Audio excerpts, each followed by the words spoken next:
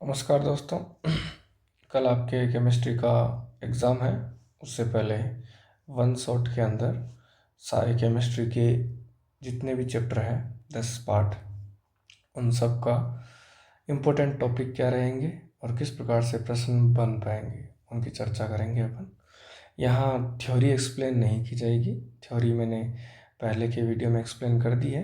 यहाँ मैं केवल इतनी ही बात करूँगा कि कौन सा टॉपिक इम्पोर्टेंट है और कौन सा टॉपिक इम्पोर्टेंट नहीं है। तो चलिए शुरू करते हैं। फर्स्ट टॉपिक देखिए, चैप्टर है सॉल्यूशन या विलियन। हिंदी मीडियम दोनों एक साथ कवर हो जाएंगे। तो पहला प्रश्न यहाँ से बन सकता है कि सॉल्यूशन कैसा मिक्सचर होता है। ये देखिए, होमोजेनियस मिक्सचर होता है। सॉल्यूशन कैसा मिक्सचर होगा? समांगी मिश्रण होगा। 1 नंबर प्रश्न। आगे चलते हैं नेक्स्ट। इस इंडेक्स से 2025 में प्रश्न आया था, इस बार भी बारी है। 2025 में ये प्रश्न आया था, अमलगम और मरकरी का सॉल्यूशन कैसा मिक्सर है। तो इसमें सॉल्वेंट में तो कौन होता है? सॉलिड। और सॉल्यूट में कौन होता है? लिक्विड। इस बार इनमें से कोई और अलग भी पूछ सकता है, ध्यान से देख लेना है। देखिए, पारे का सोडियम के साथ अमलगम कैसा होता है। तो इसमें विलायक होता है ठोस और विलय होता है द्रव। नेक्स्ट क्वेश्चन की तरफ मूव करते हैं। मास परसेंटेज से क्वेश्चन आ सकता है, तो आपको जो भी गिवन मास हो उसमें टोटल मास का डिवाइड कर देना है, 100 से मल्टीप्लाई कर देना है। दिए गया जो भी द्रव्यमान हो उसमें विलयन का कुल द्रव्यमान का भाग दे दोगे और 100 से मल्टीप्लाई कर दोगे। पीपीएम, ये देखिए यहाँ पार्ट्स पर मिलियन की फुल फॉर्म पूछ सकता है, और यह अत्यंत सूक्ष्म मात्रा की सांद्रता को मापने में काम में आता है। ट्रांस अमाउंट, ये देखिए ट्रांस। मोल फ्रैक्शन का न्यूमेरिकल आराम से कर सकते हो। मोल फ्रैक्शन यूनिट लेस होती है। नेक्स्ट क्वेश्चन, मोलरिटी, मोललता। ये देखिए मोललता, इसकी यूनिट पूछेगा एक तो, यूनिट और डेफिनेशन, परिभाषा, इकाई और न्यूमेरिकल प्रश्न और इसकी की संभावना, इसी प्रश्न की संभावना। तो इस प्रश्न को आप आराम से देख सकते हैं। ये वाला प्रश्न एग्जाम्पल 1.2।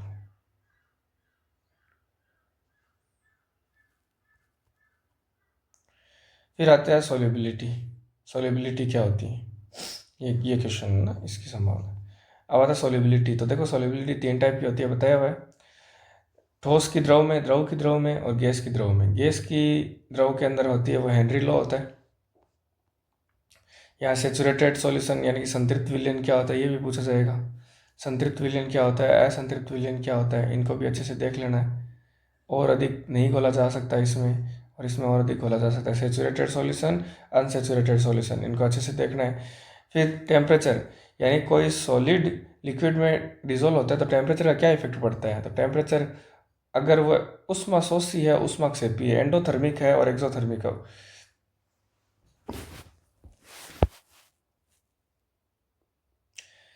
एंडोथर्मिक है, एक्सोथर्मिक है, उस हिसाब से होगा उष्माशोषी या उष्माक्षेपी है।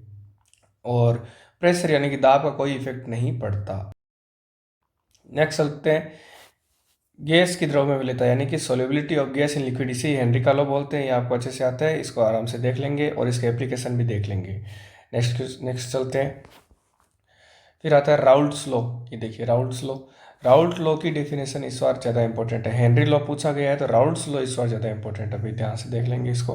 राउल्ट का नियम, ये रिडेफिनेशन, वाष्पशील द्रवों के विलय प्रत्येक आंशिक दाब विलयन उसके मोल अंश के समानुपाती होता है। और इसका ये गणितीय रूप है। पिछली बार हेनरी लॉ का गणितीय रूप पूछा था, इस बार इसका गणितीय रूप पूछ सकता है।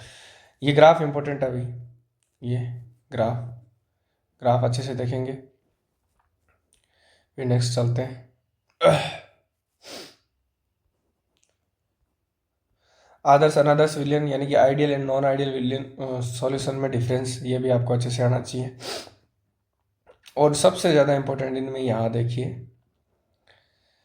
ये देखिए धनात्मक विचलन और ऋणात्मक विचलन, नाम दिख रहा है, पॉजिटिव डेविएशन, नेगेटिव डेविएशन, इसके एग्जाम्पल ये सबसे ज़्यादा इंपॉर्टेंट है। ये देखिए, ये पढ़ा एक एग्जाम्पल, ये रहा। एसीटोन एंड क्लोरोफॉर्म का मिक्सचर।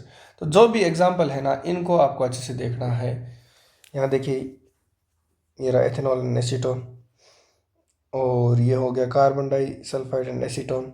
ऋणात्मक की बात करें तो क्लोरोफॉर्म एंड एसीटोन, ये देखिए ये रहा। तो ये जो भी एग्जाम्पल है इनको आपको, या फिनॉल और एनिलीन, और धनात्मक के भी आप आदर्श विलयन के भी, ये देखिए ये वाले इनको एकदम अच्छे से देख कर जाना है, आपको एज इट इज मिलेंगे ही। स्थिरघाती मिश्रण या एजोट्रोपिक मिक्सचर क्या होता है बताया हुआ अच्छे से, ये सारा अच्छे से देख कर जाना है। यहाँ दो टाइप का होता है ये, न्यूनतम क्वथनांक स्थिरघाती मिश्रण, अधिकतम क्वथनांक स्थिरघाती मिश्रण। इनके एग्जाम्पल है ये देखिए 95% एथेनॉल एंड 5% वाटर, और एक है नाइट्रिक एसिड और जल का मिक्सचर, ये वाला, ये देख कर जाना है।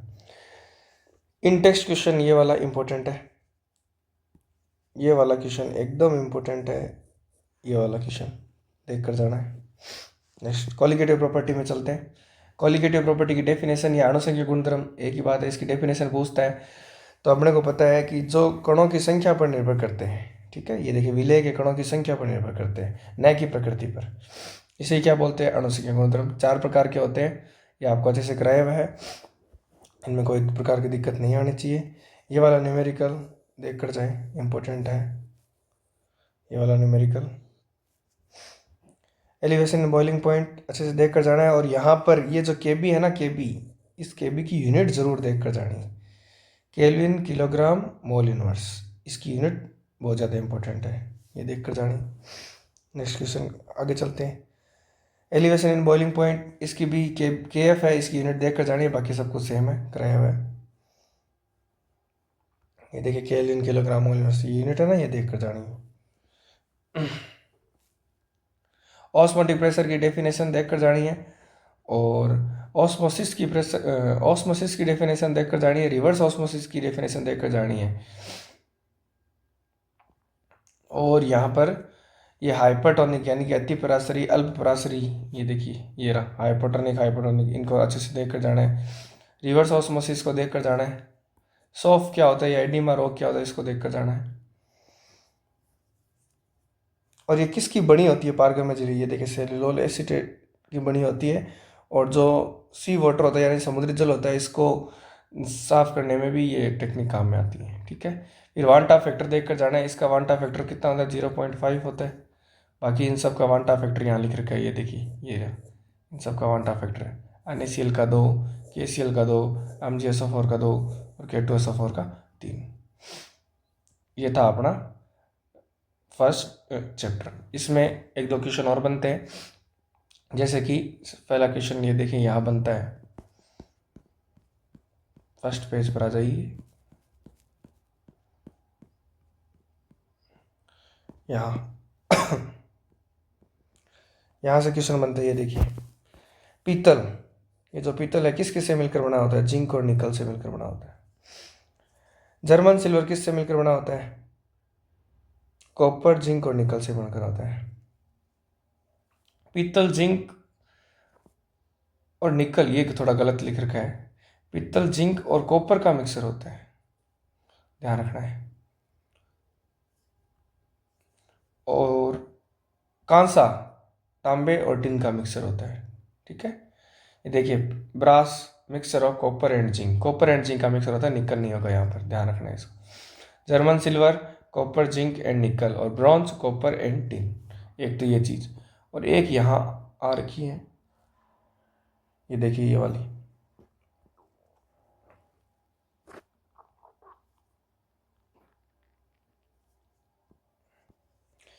एथिलीन ग्लाइकोल का मिक्सचर अपन किस में डालते हैं, वाहनों को, इंजन को ठंडा करने में डालते हैं। क्यों डालते हैं, क्योंकि ये इसके हिमांक को घटा देता है, कितना, -17.6 डिग्री सेल्सियस, इतना कम कर देता है, ठीक है। ये फर्स्ट चैप्टर हो गया है। तो इस फर्स्ट चैप्टर में वापस सुन लीजिए क्या क्या इंपॉर्टेंट है। Molarity, molality, ideal solution, non ideal solution, osmosis की डेफिनेशन, रिवर्स ऑस्मोसिस की डेफिनेशन, और अपने ये हो गया। इसके अलावा हाँ, कॉलिगेटिव प्रॉपर्टी की डेफिनेशन, ये सब इंपॉर्टेंट टॉपिक है इसके। अब चलते हैं सेकेंड चैप्टर के अंदर।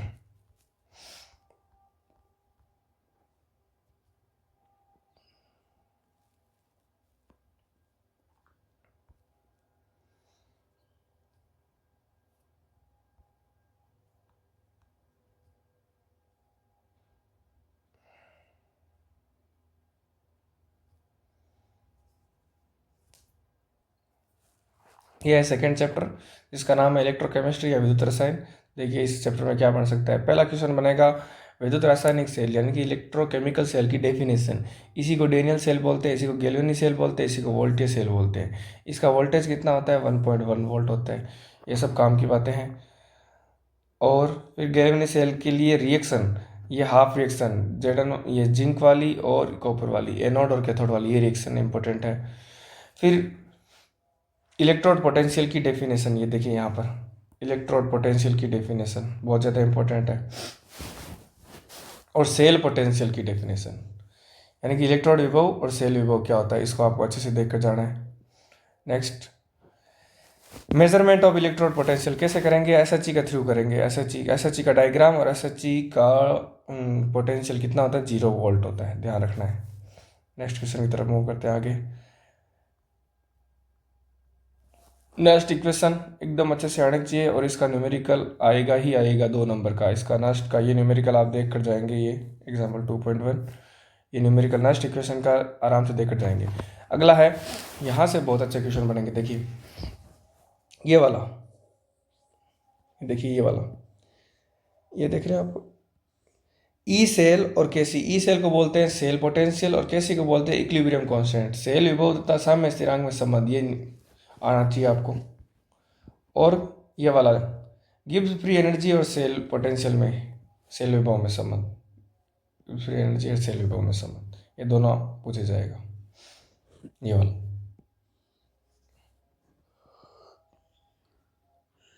फिर वो resistance, resistivity, conductance, conductivity, molar conductance, molar conductivity और सेल कांस्टेंट, इनकी यूनिट और इनकी डेफिनेशन एकदम अच्छे से देखकर जानिए, पूछा जाएगा।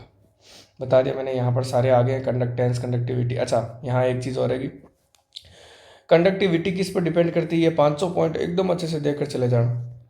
और कंडक्टेंस किस पर डिपेंड करती है, इनको एकदम अच्छे से देखकर चले जाना। नेक्स्ट,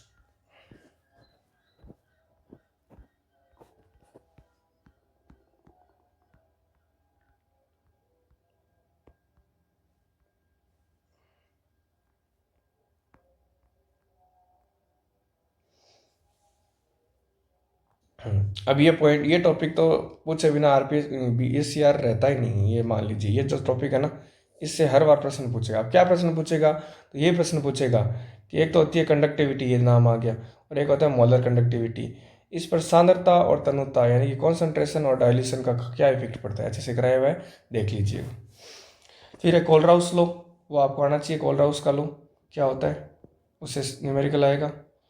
ये वाला न्यूमेरिकली आता है सबसे ज़्यादा बार, देख कर चले जाना। कोलराउस का लो, ये रहा। ये दोनों दोनों एग्जाम्पल एकदम अच्छे से देख कर जाने, ये वाला भी अच्छे से देख कर जाना है।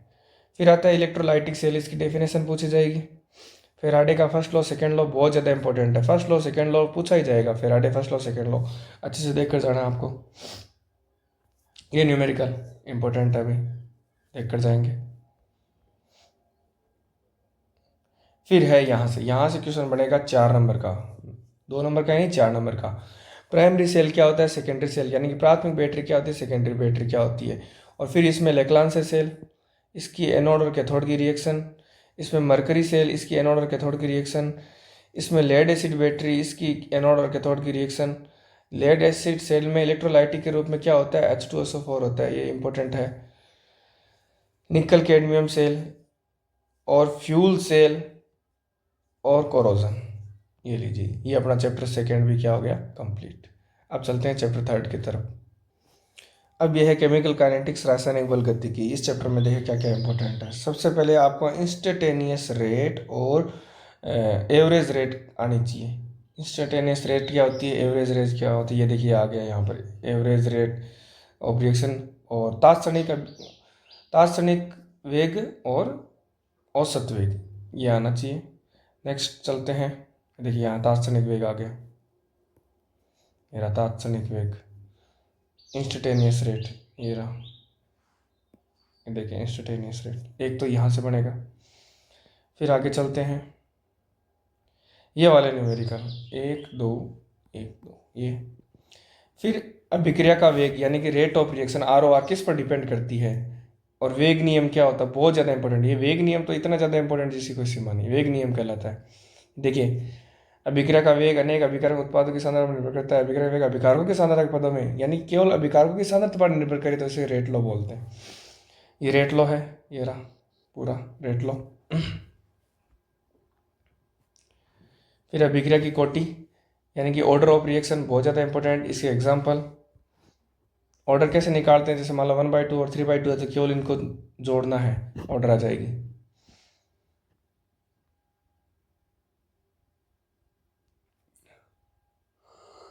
ऑर्डर एंड मॉलिक्यूलरिटी में डिफरेंस बहुत ज़्यादा इंपॉर्टेंट है, यानी कि अभिक्रिया कोटि और अणुसंख्यकता में डिफरेंस आना ही चाहिए।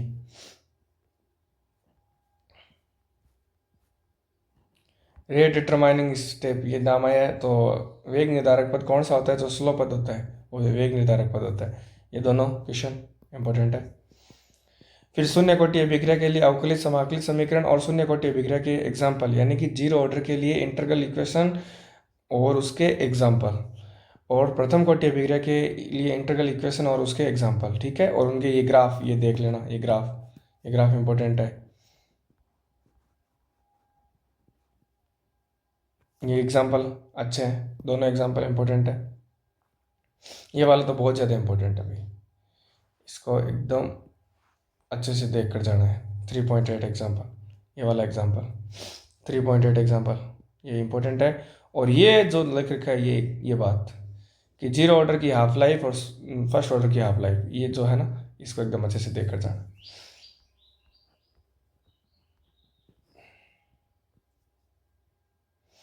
फिर सूडो ऑर्डर रिएक्शन क्या होती है, उसकी डेफिनेशन। फिर आरएनएस इक्वेशन, आरएनएस इक्वेशन क्या बताती है, temperature dependence on ROR, temperature rate of reaction पर कैसे डिपेंड करता है, इसको कौन बताती है, आरएनएस इक्वेशन बताती है। आरएनएस समीकरण कि तापमान अभिक्रिया के वेग पर किस प्रकार निर्भर करता है, ये आरएनएस इक्वेशन।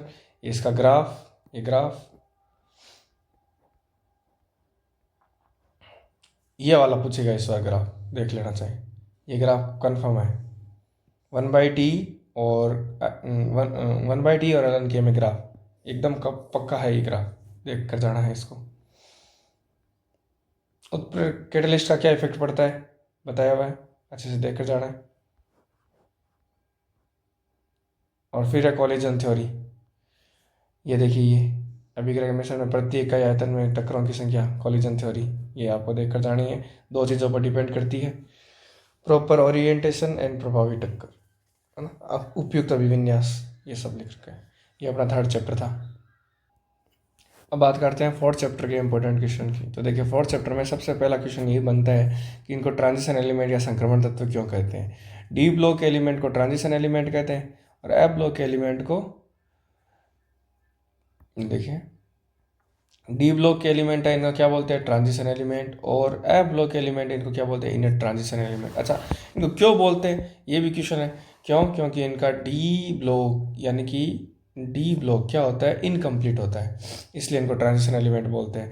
तो ट्रांजिशन एलिमेंट कौन कौन नहीं है, ये भी आता है। तो जेडन, सी डी और एच जी ट्रांजिशन एलिमेंट नहीं है, यहाँ से भी क्वेश्चन बन सकता है। आगे चलते हैं, ट्रांजिशन एलिमेंट की कैरेक्टरिस्टिक और इनका इलेक्ट्रॉनिक कॉन्फ़िगरेशन। तो इलेक्ट्रॉनिक कॉन्फ़िगरेशन 3D सीरीज का देख लेना, और एक गैडोलीनियम का इलेक्ट्रॉनिक कॉन्फ़िगरेशन देख लेना।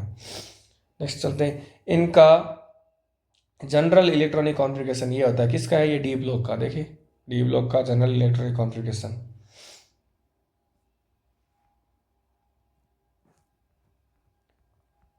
ये पढ़ा यहाँ,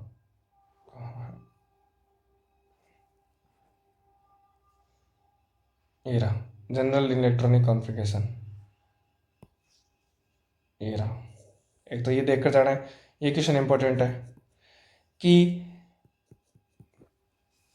स्कैंडियम एक ट्रांजिशन एलिमेंट है और जिंक ट्रांजिशन एलिमेंट नहीं है, क्यों। तो ट्रांजिशन एलिमेंट या संक्रमण तत्व के लिए होता क्या है कि इसके अंदर एक डी इलेक्ट्रॉन में अनपेड इलेक्ट्रॉन है, डी कक्षक में अपूर्ण इलेक्ट्रॉन है, जबकि इसमें कोई भी अपूर्ण इलेक्ट्रॉन नहीं है, ठीक है।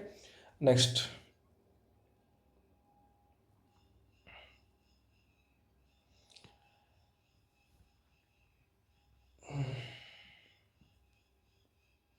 लेंथेनॉइड संकुचन या लेंथेनॉइड कॉन्ट्रैक्शन पूछा जाएगा, देख कर जाना है एकदम अच्छे से।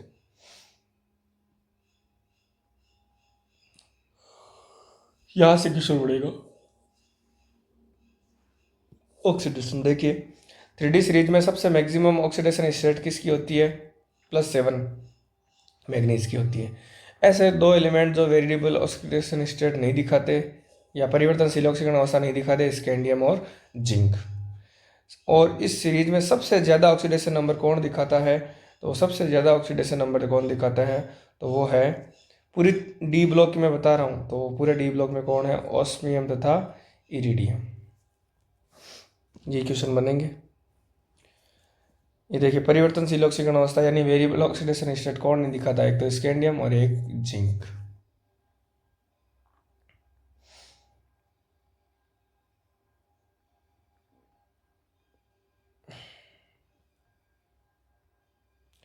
मैग्नेटिक प्रॉपर्टी का क्वेश्चन आएगा। मैग्नेटिक प्रॉपर्टी का फॉर्मूला तुम्हें मालूम है, mu is equals to n+2 Bohr magnetron.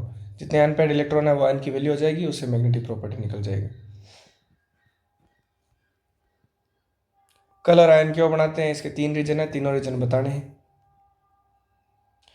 Catalytic property बहुत ज़्यादा इंपॉर्टेंट है।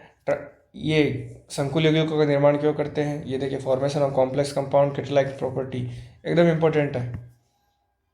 अंतराकाशी इंटरसेटियल कंपाउंड, अंतराकाशी यौगिक इंपॉर्टेंट है। अलॉय फॉर्मेशन बहुत ज़्यादा इंपॉर्टेंट है।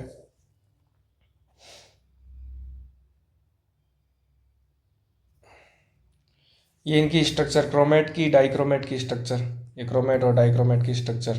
कलर और मैग्नेट एंड पर मैग्नेट की भी कलर, ये मैग्नेट और पर मैग्नेट की कलर और स्ट्रक्चर।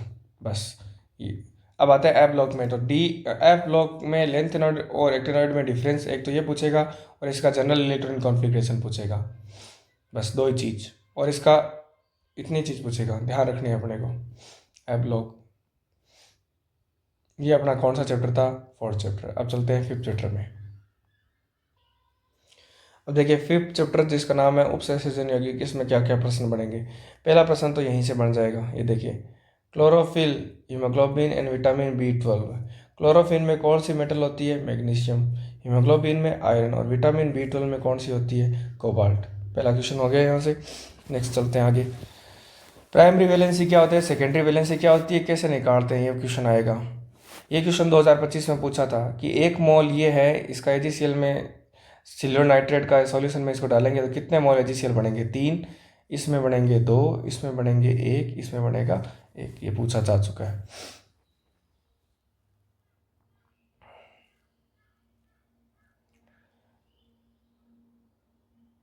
अब यहाँ से देखो, ये प्रश्न बहुत अच्छा प्रश्न है।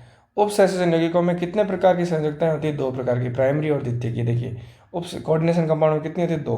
Primary valency are normally ionisable, यानी कि प्राइमरी वैलेंसी, प्राथमिक संयोजकताएं कैसी होती है? आयनिक और तथा ऋणायन आयनों द्वारा संतुष्ट होती है। यानी कि जो प्राइमरी वैलेंसी होती है वो नेगेटिव द्वारा संतुष्ट होती है, और सेकेंडरी वैलेंसी अनायनिक होती है, ये उदासीन अणुओं और ऋणात्मक आयनों द्वारा संतुष्ट होती है। ये बहुत अच्छा क्वेश्चन है, एकदम ध्यान से देख लेना। ये 1, 2 और 3, ये तीनों लाइन एकदम अच्छे से पढ़कर जाना। नेक्स्ट क्वेश्चन की तरफ मूव करते हैं। द्विक लवण, डबल सॉल्ट और संकुल यौगिकों में अंतर एकदम इंपॉर्टेंट है। ये तीनों फॉर्मूले, 1, ये 2 और ये कार्नेलाइट वाला 3, ये तीनों फॉर्मूले एकदम इंपॉर्टेंट है, एकदम अच्छे से देख लेना। फिर लिगेंड पूछेगा आपको, मोनोडेंटेड या यूनिडेंटेड, बाईडेंटेड, पॉलीडेंटेड लिगेंड क्या होती है, ये आपको बताना है। किलेट लिगेंड क्या होती है, ये आपको बताना है। और देखिए, बाईडेंटेड लिगेंड और एम्बाईडेंटेड लिगेंड, ये देखिए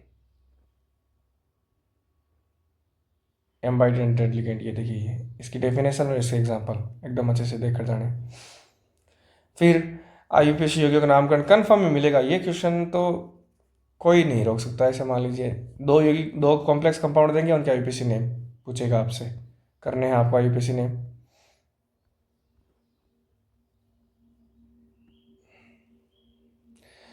फिर आइसोमेरिज्म से क्वेश्चन आएगा ही आएगा, ध्यान से देखकर जाना है। सारे प्रकार के आइसोमेरिज्म नोट्स में एकदम अच्छे से करवा रखिए, और आइसोमेरिज्म को देखकर जाना है। फिर आती है VBT और एक आती है CFT। VBT की पूरी थ्योरी पूरी थ्योरी। उसके बाद वीबीटी का डायग्राम पूछेगा। देखो इसमें जो दे रखे हैं उन्हीं के पूछेंगे, अलग से नहीं पूछेगा। एक तो इसका, तो ये ऐसा डायग्राम बनाना है और उसका में हाइब्रिडाइजेशन यानी कि संकरण बताना है। आंतरिक कक्षक संकुल और बाह्य कक्षक यानी कि inner orbital complex, outer orbital complex कैसे बनते हैं। इनर कब बनेगा, जब अंदर वाले ऑर्बिटल काम में आएंगे, यानी कि जैसे मान लो एक होता है sp3d2 और एक होता है d2sp3। अब d2sp3 है तो इनर होगा और sp3d2 है तो आउटर होगा। यानी कि अगर संकरण में यानी कि हाइब्रिडाइजेशन में बाहर वाले डी ऑर्बिटल काम में है तो आउटर, अंदर वाले डी ऑर्बिटल काम में है तो इनर। इस प्रकार ये सारे देख कर जाने। वीबीटी के सीमाएं देख कर जानी, limitation of VBT, limitation of VBT देख कर जानी। और उसके बाद कौन आई, सीएफटी। सीएफटी के बारे में आपको एकदम अच्छे से बता रखा है, सीएफटी की थ्योरी, और इसमें ये डायग्राम अच्छे से देख कर जाने हैं। नेक्स्ट, ये इतना चैप्टर था। अब चलते हैं नेक्स्ट चैप्टर की। यहाँ से अनुप्रयोग ये भी अच्छे से देख कर जाने। जैसे कि देखिए यहाँ जल की कठोरता दूर करने में कौन सा काम आता है, ये काम में आता है। और ये कैंसर के उपचार में कौन सा काम में आता है, सिस्प्लेटिन काम में आता है। कैंसर हो जाता है उसके उपचार में लिख रखा है कहीं, तो यहीं लिख रखा है, आप देख ले लीजिएगा, ये मिल जाएगा आपको। विल्किंसन उत्प्रेरक, ये रहा, बहुत काम का है। ये रहा सिस्प्लेटिन, ट्यूमर वृद्धि को रोकने में काम में आता है सिस्प्लेटिन। ठीक है, अब चलते हैं 6 चैप्टर की तरफ। अब है 6 chapter halo alkane and Halloween. यहाँ से देखिए शुरुआत से ही प्रश्न बनता है, शुरू से। यहाँ से देखिए इस जगह से क्लोरोरेमफेनिकोल, जो कि क्लोरीन युक्त प्रतिजैवी का एंटीबायोटिक होता है, आंत्रज्वर या टाइफाइड के इलाज में काम में आता है। तो टाइफाइड या आंत्रज्वर के इलाज में कौन सा काम में आता है, क्लोरोरेमफेनिकोल। नेक्स्ट, हमारे शरीर में आयोडीन युक्त थायरोक्सिन उत्पन्न होता है, जिसकी कमी से गलगंड या घेंघा रोग हो जाता है, ये। नेक्स्ट, हेलोथेन योगी क्लोरोक्विन, मलेरिया के उपचार में। क्लोरोक्विन किस में आता है, मलेरिया। हेलोथेन ये किस में आता है, शल्य चिकित्सा में निश्चेतक के रूप में। यहाँ लिख रखे हैं ये सारे, ये आपको एकदम अच्छे से देखना है, पहला क्वेश्चन। नेक्स्ट चलते जाओ, यहाँ से बनेगा, एकदम इंपॉर्टेंट है। Allylic allied, vinylic allied, benzylic allied और एरिल एलाइड, इनका हाइब्रिडाइजेशन, ये आप एकदम अच्छे से देखना है। आईपीसी नेम आप कर लेंगे, अच्छे से करवाया हुआ है, कोई दिक्कत नहीं आनी चाहिए। CX1 की प्रकृति कैसी होती है, पोलर प्रकृति होती है या ध्रुवीय प्रकृति होती है। फिर है बढ़ाने वाली, देखिए OH हटाना है, Cl लगाना है। यहाँ पर OH हटाओ, Br लगाओ, OH हटाओ, अक्स लगाओ, OH हटाओ, Cl लगाओ, OH हटाओ, अक्स लगाओ, OH हटाओ, Cl लगाओ। इसको डार्जन प्रोसेस बोलते हैं, डार्जन प्रोसेस। ZnCl3 को ग्रूव रिएजेंट बोलते हैं, ग्रूव रिएजेंट, ध्यान रखना आप।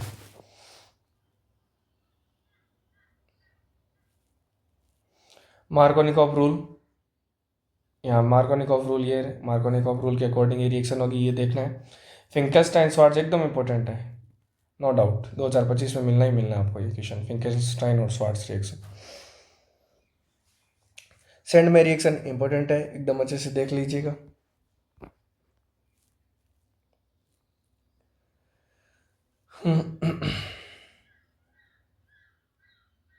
SN1 SN2 रिएक्शन इस चैप्टर के लिए इंपॉर्टेंट है, ये आ गई SN1 SN2। फिर विन्यास का धारण प्रतिलोमन क्या होता है, ये आपको आना चाहिए, बताना है उसको। इसमें ऑर्डर क्या होगा, जैसे SN2 रिएक्शन है उसमें 3 डिग्री, 2 डिग्री, 1 डिग्री ये मामला होता है, और SN1 में ये मामला होता है। 3 डिग्री में सबसे बढ़िया होती है SN1 में, और SN2 1 डिग्री में ज़्यादा अच्छे से होती है। कीरियल कार्बन क्या होता है, ये आपको बताना है। ये देखिए, धारण प्रतिलोमन, रिटेंशन, इन्वर्जन, रेसमाइजेशन, ये पूछेगा। एलिमिनेशन रिएक्शन इंपॉर्टेंट है। ग्रिग्नार्ड रिएजेंट, ग्रिग्नार्ड अभिकर्मक क्या क्या होता है, कैसे बनता है,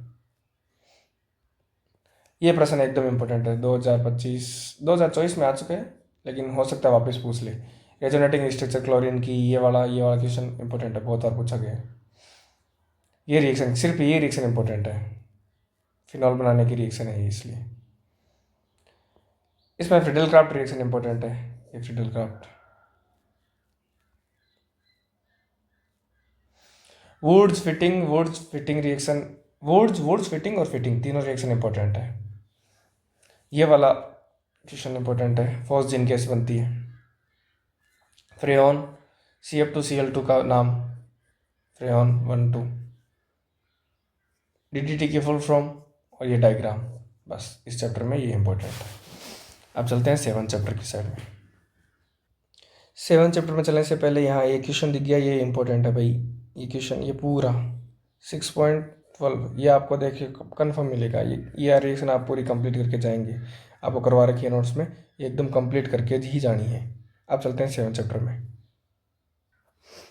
7 चैप्टर में देखिए सेम एल्कोहल का आईपीसी नेमिंग कितने टाइप का होता है, मोनो, डाई, ट्राई। फिर सेम एलिलिक, बेंजिलिक, एरिल और वाइनिलिक एल्कोहल, ये आना चाहिए आपको। अच्छा, सम्मित ईथर यानी कि सिंपल और सिमेट्रिकल एंड एसिमेट्रिकल ईथर क्या होता है, सम्मित और असम्मित ये ईथर, ये एल्कोहल का नाम ये आना चाहिए। एल्कोहल का जनरल फॉर्मूला भी आना चाहिए आपको। फिनॉल में ये देखिए ये बहुत इंपॉर्टेंट है, ऑर्थोक्रिसोल, मेटाक्रिसोल, पैराक्रिसोल, केटेकोल, रिसोर्सिनॉल, फिनॉल, कंफर्म मिलेगा आपको, एकदम कंफर्म। ऑर्थोक्रिसोल ये है ना, ये एकदम कंफर्म 2025 में यहाँ से क्वेश्चन मिलेगा ही मिलेगा, इतने मामले से पक्का मिलेगा एकदम। आगे चलते हैं, बॉन्ड एंगल देखना है भाई, ये बॉन्ड एंगल, तीनों बॉन्ड एंगल देख कर जाने। अब एल्कोहल को कैसे बनाते हैं, तो देखिए पानी जोड़ कर बनाएंगे, एक जगह H जुड़ जाएगा, एक जगह O जुड़ जाएगा, इसकी मैकेनिज्म। हाइड्रोजन बोरोन ऑक्सीडेशन, ये देखिए ये वाला बहुत ज़्यादा इंपॉर्टेंट है।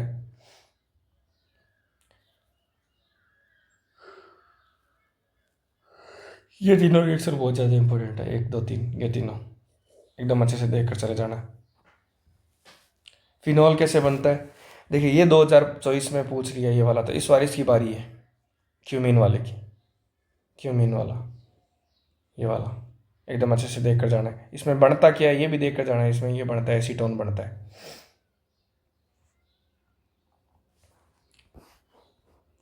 वाटर में सोल्यूबल एल्कोहल क्यों होता है, इसका रीज़न तो आपको मालूम है, H बॉन्ड बनाता है इसलिए। एल्कोहल की अम्लता 1 डिग्री, उससे कम 2 डिग्री, उससे कम 3 डिग्री। 1 डिग्री सबसे ज़्यादा एसिडिक होता है, फिर 2 डिग्री, फिर 3 डिग्री। फिनॉल एसिडिक होता है, एल्कोहल से ज़्यादा होता है क्योंकि इसमें रेजोनेंस पाया जाता है। ये 4 क्वेश्चन लिखा रखे हैं आपको अलग से, वो सारा क्वेश्चन है। ये वाला क्वेश्चन देख कर जाएंगे भाई, बहुत इंपॉर्टेंट है। 7.4 एस्टिफिकेशन एस्पिरिन, यहाँ देखिए ये बहुत ज़्यादा इंपॉर्टेंट है। ये जो एस्पिरिन बना ना, कैसे बना एस्पिरिन, इसको देख कर जाना है। लुकास रिएजेंट 1 डिग्री में किस प्रकार करता है, 2 डिग्री में, 3 डिग्री में, आप इसको एकदम अच्छे से देख कर जाएंगे। लुकास रिएजेंट जो 1 डिग्री, 2 डिग्री, 3 डिग्री है, इसको मैंने ऐसा ही पेपर आएगा ऐसा बोलकर वीडियो डाला हुआ है, उसमें इसके बारे में पूरा डिटेल में बताया हुआ है। ये क्वेश्चन है वहाँ कि 1 डिग्री एल्कोहल, 2 डिग्री एल्कोहल और 3 डिग्री एल्कोहल में लुकास रिएजेंट कैसे डिफरेंस करता है, तो ये यहाँ लिख रखा है। चलो देखो वापस देख लीजिए। 3 डिग्री एल्कोहल तुरंत धुंधलापन ला देता है, यानी कि 3 डिग्री एल्कोहल लुकास रिएजेंट से रिएक्शन करेगा तो तुरंत धुंधलापन आ जाएगा। धुंधलापन को बोलते हैं टर्बुडिटी, ये देखिए टर्बुडिटी। 2 डिग्री एल्कोहल 5 मिनट बाद लाता है टर्बुडिटी, और 1 डिग्री एल्कोहल में टर्बुडिटी आती नहीं, यानी कि कोई धुंधलापन नहीं आता। तो लुकास रिएजेंट से रिएक्शन करेंगे तो ये डिफरेंस हो गया, बस ये ध्यान रखना है। निर्जलन बहुत ज़्यादा इंपॉर्टेंट है, इसके मैकेनिज्म बहुत ज़्यादा इंपॉर्टेंट है। ये डिहाइड्रेशन है ना, इसकी मैकेनिज्म बहुत ही ज़्यादा इंपॉर्टेंट है। टेम्परेचर ध्यान रखना है, 4 से 43 के तापमान पर होता है, इसके मैकेनिज्म देख कर जाना है। ये ऑक्सीडेशन कॉपर 573 केल्विन ताप में एल्डिहाइड बनता है, कीटोन बनता है, एल्कीन बनता है, ये देख कर जाना है। फिनॉल के नाइट्रोकरण से नाइट्रोफिनॉल, यहाँ बहुत इंपॉर्टेंट क्वेश्चन है, देखिए पैरा नाइट्रोफिनॉल कम वाष्पशील है, लेस वोलेटाइल है, जबकि ऑर्थो नाइट्रोफिनॉल ज़्यादा वाष्पशील है, पहली चीज़। और एसिडिक ज़्यादा कौन है, पैरा नाइट्रोफिनॉल, और ऑर्थो कम है, ये देख कर जाना आपको। फिर ये रिएक्शन जब CH2 की प्रेजेंस में कराए, जब डायरेक्ट ब्रोमीन करें तो तीनों जगह जुड़ जाता है। कोलबे एकदम इंपॉर्टेंट है, एकदम ही इंपॉर्टेंट है, कोलबे और आइमटिमान एकदम इंपॉर्टेंट है, एकदम अच्छे से देख लेना। इन दोनों रिएक्शन को तो देख कर ही जाना। और एक ये वाली रिएक्शन इस बार के लिए इंपॉर्टेंट है कि जब फिनॉल की जिंक डस्ट से रिएक्शन कराते तो क्या बनती है, बेंजीन बनती है। क्या बनती है, बेंजीन, एकदम अच्छे से देख लेना। कास्ट स्प्लिट किसको बोलते हैं, मेथेनॉल को बोलते हैं, केवल इतना देख लेना। फिर इन्वर्टेज एंजाइम ग्लूकोज को किस में सुक्रोज को किस में करता है, ग्लूकोज में, और ग्लूकोज को इसमें करने वाला कौन है, जाइमेज। फिर बहुत ज़्यादा इंपॉर्टेंट है एल्कोहल का विकृतीकरण, ये देखिए डीनेचुरेशन ऑफ एल्कोहल, एकदम इंपॉर्टेंट है, एकदम अच्छे से देख कर जाना। फिर इथर, जैसे एल्कोहल 443 केल्विन तापमान पर बदल रहा था, ये कितने पर बदलेगा? 413 केल्विन तापमान पर। विलियम्स और इथर सिंथेसिस बहुत ज़्यादा इंपॉर्टेंट है, एकदम अच्छे से देख कर जाना है। आगे चलते हैं। ये रिएक्शन है इथर की हेलोजन, ये सारे पार्ट में आ रखी है, केवल ऑर्थो पैरा पर ब्रोमो जोड़ना है, CH3 जोड़ना है, नाइट्रोजन ये जोड़ना है। ये अपना कौन सा चैप्टर कंप्लीट हो गया? 7th चैप्टर कंप्लीट हो गया। चलते हैं 8th चैप्टर की तरफ। ये है अपना 8th चैप्टर। 8th चैप्टर में देखिए पहले क्वेश्चन कहाँ से बनते हैं। एक क्वेश्चन तो यहाँ से बनेगा, कन्फर्म। ये देखिए ये रहा, वेनिलिन किससे बनता है? वेनिला सेम से। सेलिसिल एल्डिहाइड किससे बनता है? मेडोसिड से। सिनेमेल्डिहाइड ये यहाँ पड़ा है ना, ये देखिए ये सब, ये इंपॉर्टेंट है। अगला चलते हैं, इनकी नेमिंग आपको आनी चाहिए। नेमिंग में भी ये जो कॉमन नेम है ये आपको आनी चाहिए भाई। एक्रोलिन, वेलेरिल्डिहाइड, थैलेमेल्डिहाइड, ये जो नाम है आइसोब्यूटाइलडिहाइड, इनका कॉमन नेम आपको पूछा जाएगा 1 नंबर में अलग से।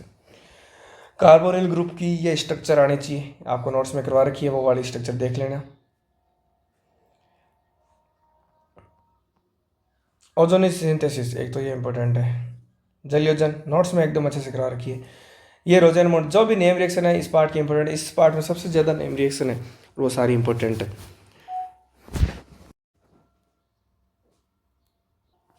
नेम रिएक्शन जितनी भी है सारी इंपॉर्टेंट है। स्टीफन रिएक्शन ये देखिए ये इंपॉर्टेंट है।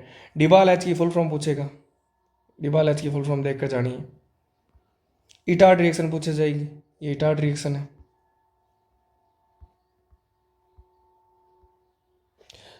Gattermann Koch reaction, Friedel Crafts acylation reaction,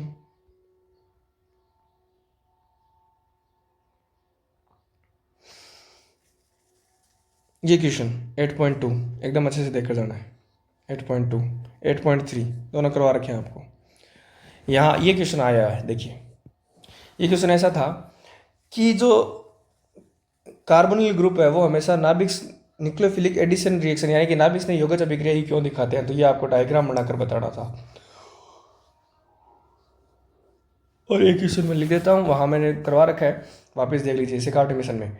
एक है HCHO, एक है CH3CHO और एक है C6H5CHO। न्यूक्लियोफिलिक सब्स्टिट्यूशन सबसे बढ़िया कौन दिखाएगा? ये, फिर ये, फिर ये। HCHO क्या बनता है? साइनोहाइड्रिन बनता है सोडियम बाइसल्फाइड से, ये बनता है हेमी एसिटेल एकदम अच्छे से। और ये वाला तो एकदम अच्छे से देखकर जाना है। इस बार के लिए मेरे को ये हाइड्रोजन वाला या ऑक्सीजन वाला इंपॉर्टेंट लग रहा है, ये अच्छे से देखकर जाना। क्लीमेंसन, वोल्फ किस्नर एकदम important. Tollens test, Fehling test एकदम इंपॉर्टेंट।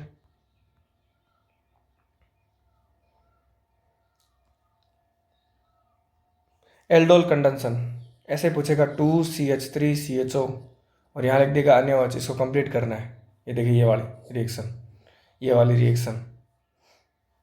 क्रॉस एल्डोल, केनिजारो, ये देखिए एक मेथेनॉल में एक मेथेनोइक एसिड में, डबल H। ये इंपॉर्टेंट है भाई। और यहाँ जो थ्योरी लिख रखी है वो भी इंपॉर्टेंट है, इसको एकदम अच्छे से देख लेना, मेटा पे लगाना है इसमें। फिर कार्बोक्सिलिक एसिड में देखिए यहाँ से ऑक्जेलिक, मेलोलिक, सक्सिनिक, ग्यूटेरिक, एडिपिक, इनमें से किसका क्या नाम होगा? IPC नेम ये पूछेगा। इसकी रेजोनेटिक स्ट्रक्चर, कार्बोनिल ग्रुप की रेजोनेटिक स्ट्रक्चर 2025 कंफर्म मिलेगा ही मिलेगा, देख लेना।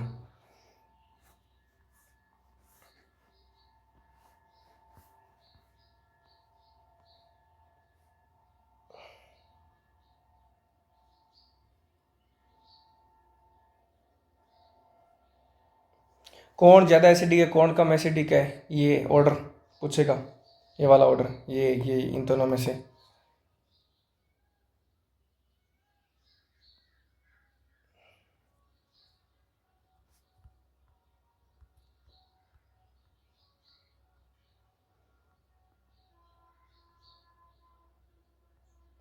ये वाली रिएक्शन बहुत ज़्यादा इंपॉर्टेंट है भाई, थेरामाइड वाली, यहाँ तक पूरी इंपॉर्टेंट है।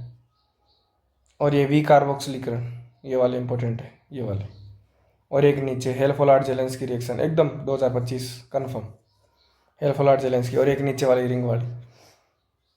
यहाँ एक क्वेश्चन बनेगा ये क्यों नहीं दिखाते, तो ये सारा मामला लिख रखा है, ये सब कुछ लिख रखा है यहाँ पर, ये एकदम अच्छे से देख कर जाना है। हेक्सेन डाइओइक एसिड नाइलॉन 6 में आता है। मेथेनोइक एसिड रबड़ निर्माण इलेक्ट्रोपेटिक में काम आता है। एथेनोइक एसिड सिरके में काम में आता है। बेंजोइक एसिड सुगंधित द्रव्य कलर जैसे परफ्यूम के अंदर। सोडियम बेंजोएट और उच्चतरवसीय अम्ल साबुन में पानी चाहिए। ये सारे यूजेस देख कर जाने। ये अपना हो गया 8th चैप्टर भी। अब चलते हैं 9th चैप्टर के इंपॉर्टेंट में। 9th चैप्टर में देख लीजिए यहाँ पर पहला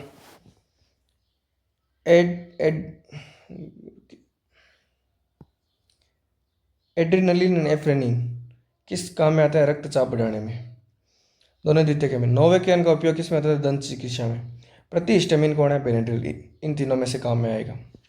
आगे चलते हैं। एमीन की पिरामिडीय स्ट्रक्चर और इसका बॉन्ड एंगल बहुत ज़्यादा इंपॉर्टेंट है।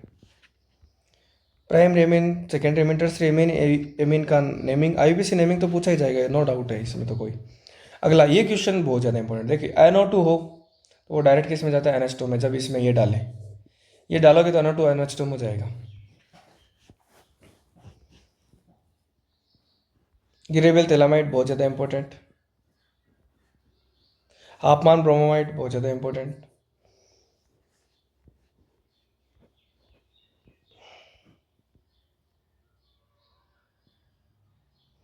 एमीन की बेसिसिटी ऑर्डर 2 1 3 2 3 1, ये मिथाइल एमीन के लिए, इथाइल एमीन के लिए इंपॉर्टेंट है।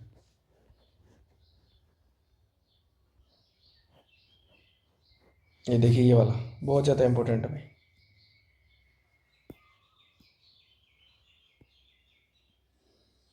बहुत ही ज़्यादा इंपॉर्टेंट है। एल्किलेमिन बनाना भाई, एल्किलेमिन होती है वो एरिलेमिन से ज़्यादा बेसिक होती है। क्यों? क्योंकि इसका लोन पे इसमें चला जाता है रिंग के अंदर, तो उसको मिल ही नहीं पाता एच को, और मिलेगा नहीं तो ये बेसिक नहीं होगा। जबकि एल्किलेमिन में प्लस आई इफेक्ट वाला होता है, प्लस आई इफेक्ट वाला होता है एल्किलेमिन के अंदर, तो ये बेसिसिटी को बढ़ाता है, प्लस आई इफेक्ट वाला। ये इंपॉर्टेंट है भाई ये क्वेश्चन। कार्बिल रिएक्शन किसका टेस्ट होता है? प्राइमरी एमीन का टेस्ट होता है, ये इंपॉर्टेंट है। नाइट्रस अम्ल वाली रिएक्शन इंपॉर्टेंट है। हिंसबर्ग रिएजेंट इंपॉर्टेंट है। ये रिएक्शन नाइट्रोक्लोरोन वाली रिएक्शन, सल्फोनेशन वाली रिएक्शन। फिर आता है डाइजोनियम सॉल्ट के अंदर डाइजोटीकरण रिएक्शन कैसे बनता है? इस प्रकार से ये कैसे बना ये वाली रिएक्शन। फिर सेंडमायर गाटरमान, कोई डिफरेंस नहीं है दोनों के अंदर।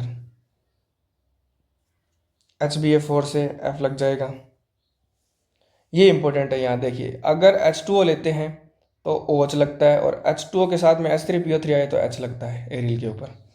ये दोनों एकदम इंपॉर्टेंट है। कलर इनका बहुत ही ज़्यादा इंपॉर्टेंट है। और ये अपना 9th चैप्टर भी क्या हो गया? कंप्लीट। अब चलते हैं 10th चैप्टर के अंदर। ये अपना 10th चैप्टर आ गया। इसमें कार्बोहाइड्रेट की डेफिनेशन पूछेगा। ये देखिए ये वाली डेफिनेशन,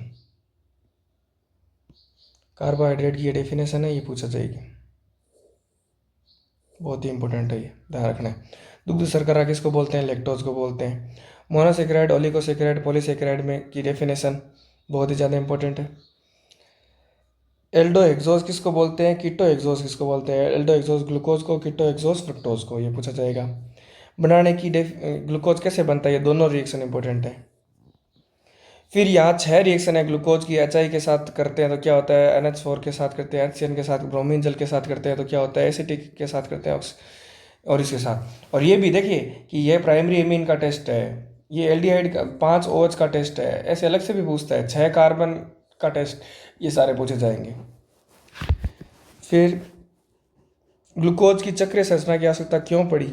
ये ग्लूकोज की साइक्लिक स्ट्रक्चर, ये वाली हावर्थ संरचना, जिसको हावर्थ स्ट्रक्चर भी बोलते हैं, ये वाली, इसका नाम अल्फा डी प्लस ग्लूकोप्राइरिनोस। फ्रक्टोज को क्या बोलते हैं? फर शर्करा, सबसे मीठी शर्करा भी यही होती है, ये फुरेनोस से मिलती है, और इसकी स्ट्रक्चर ये वाली इंपॉर्टेंट है। डाइसेक्राइड में 3 होते हैं, श्यामलाल। तो इसके जब जल अपघटन करते हैं तो क्या क्या बनता है? अल्फा ग्लूकोज फ्रक्टोज, ये वाला, इसमें ग्लूकोज ग्लूकोज, इसमें गैलेक्टोज ग्लूकोज। पॉलीसेक्राइड में स्टार्च, सेलुलोज और ग्लाइकोजन। प्राणी स्टार्च किसको बोलते हैं? ग्लाइकोजन को बोलते हैं। ये भी प्रोटीन की डेफिनेशन, एमिनो एसिड का पॉलीमर होते हैं, ये वाली बात। फिर 1 डिग्री आवश्यक अनावश्यक बहुत इंपॉर्टेंट है। आवश्यक अनावश्यक, ग्लाइसिन ये कैसा होता है? ऑप्टिकल एक्टिव होता है, ये ऑप्टिकल इनएक्टिव होता है। आवश्यक अनावश्यक के दोनों एग्जाम्पल, ये दोनों कैसे है? अनावश्यक, ये दोनों कैसे है? आवश्यक, यानी एसेंशियल है ये, और ये नॉन एसेंशियल है।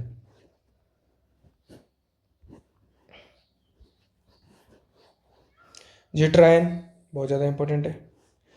प्रोटीन में कौन सा बॉन्ड होता है? पेप्टाइड बॉन्ड होता है। पेप्टाइड बॉन्ड किसके बीच बनता है? सी और एनएच के बीच बनता है।